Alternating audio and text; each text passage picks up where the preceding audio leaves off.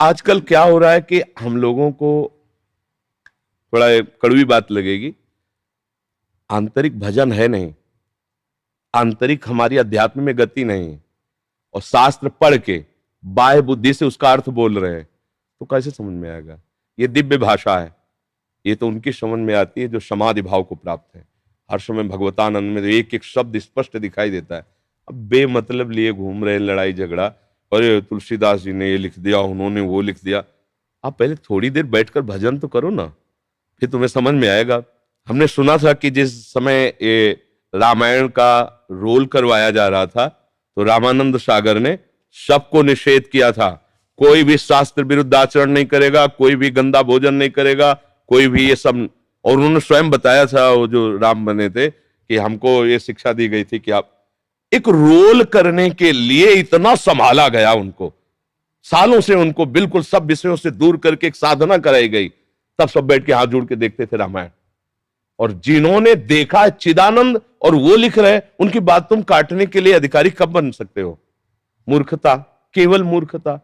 कोई भी शास्त्र में बात गलत नहीं है, उसको समझने के लिए हम आपको नियम दें, उनका आप 1 साल पालन करो, और फिर हमारे पास बैठो, वो सूत्र बोलेंगे, अगर आप हां न कह देना तो हमें बता देना, क्योंकि बुद्धि पवित्र होनी चाहिए यार। शराब पी के तुम शास्त्र की व्याख्या निकाल पाओगे? व्यभिचार कर, मान लो बड़े पदों में हो, तो इससे तुम उस जगह पद हो जहां प्राकृतिक राज्य है, और ये भागवतिक राज्य है। अध्यात्म राज्य के विषय को तुम प्राकृतिक राज्य के राजा होकर नहीं समझ सकते, उसके लिए प्राकृतिक राज्य का अभिमान छोड़ना होगा। और दैन्य देखो, जितने भी भगवत भक्ति उनके चरित्रों को पढ़ के देखो, आज सब क्या है, बोले हम शास्त्र अरे जब तुम बच्चे हो, अभी जानते ही नहीं हो, बच्चे क्या फाड़ नहीं सकते, तो बच्चे ही हो, हमारी दृष्टि में तुम क्या हो? मतलब हमें गाली दो, मारो दो, तो क्या हमारा बिगड़ जाएगा? इस शरीर तक ही तुम्हारी पहुंच, हमारी तक तुम्हारी कभी जीवन में पहुंच नहीं हो सकती। इसको काट सकते हो, इसको मार सकते हो, ये मरने लायक है इसलिए मरेगा, तुम मेरे को छू नहीं सकते, तुम्हारे में सामर्थ्य नहीं। ऐसे ही शास्त्र के पन्ने फाड़ सकते हो, क्योंकि फटने वाले हैं, विनाशी, उसमें जो शब्द लिखा है उस पर तुम्हारी पहुंच ही नहीं है। इसीलिए सारे लड़ाई झगड़े सब। आज जो है ना, अपने आचरण नहीं सुधारा जाता, महापुरुषों को गालियां दी जाती है। अपने आचरण सुधार के देखो, फिर जब ऊंचाई पर पहुंचोगे तो आप उनके चरणों में झुक जाओगे कि उनका जीवन कैसा था। महापुरुषों गए ऐसे लिख दे, जिनके हृदय में भगवान विराजमान है वहां राग द्वेष नहीं होता, छोटा बड़ा नहीं होता।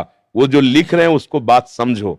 अगर समझ में नहीं आई तो बस इसी में झगड़ते हैं, जाति पक्ष में झगड़ते हैं, संप्रदाय पर। एक ईश्वर का पूजने वाला दूसरे ईश्वर का खंडन कर रहा है, ये क्या है? मूर्खता ही तो है।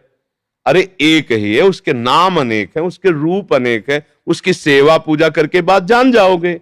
झगड़ा करने से, झगड़ा करना तो अज्ञान है, और अज्ञानी कुछ भी कर सकता है। इसलिए अब कलयुग बढ़ेगा ना, तो ऐसे ही बढ़ेगा, कोई सत्य की बात मानना नहीं चाहेगा। भगवान ने जो जो सिद्धांत बनाए उनको समझो, उनके अनुसार चलो, आपको शांति मिल जाएगी, आपको आनंद मिल जाएगा। आज हम 4 लोगों को रिझाना ही शांति समझते हैं। 4 लोग हमारे पास ज्यादा आने लगे, यही हमारी उन्नति है। 4 रुपए ज्यादा हो जाएं, यही हमारे ऊपर कृपा है, ये हम मानते हैं। ये है, बुद्धि पलट गई। बात यह है कि भगवान मिल जाए तो कृपा, शास्त्र की बात के अनुसार हमारा आचरण हो तो कृपा, हम काम क्रोध पर विजय प्राप्त करें तो कृपा। अब ये बातें कहां समझने में आती हैं? जैसे हम आपसे कहें कि आप विचार करो, आप तो आप अपने विचार से नहीं, हमारी ताकत से बोलोगे, आपको लगेगा हाँ ठीक है, क्योंकि पवित्र वातावरण, पवित्र दर्शन और पवित्र संकल्प, तो आप उसको अपवित्र संकल्प से कहीं जान पाओगे? अरे धनुर्विद्या सीखने के लिए भी तपस्या करनी पड़ती थी कि संकल्प से अस्त्र से। आप ये पराविद्या, इसको तुम गंदे आचरण करके जान जाओगे, गंदे आचरण करके तुम इसको, इसके शब्दों को जान जाओगे। फिर तो ब्रह्म ऋषियों का तपस्या करना, जीवन ऐसे सब भगवान में पूरा झोंक दिया जीवन, तब जान पाए। और तुम व्यभिचार कर रहे हो, गंदे आचरण कर, तुम उनकी बात जान जाओगे।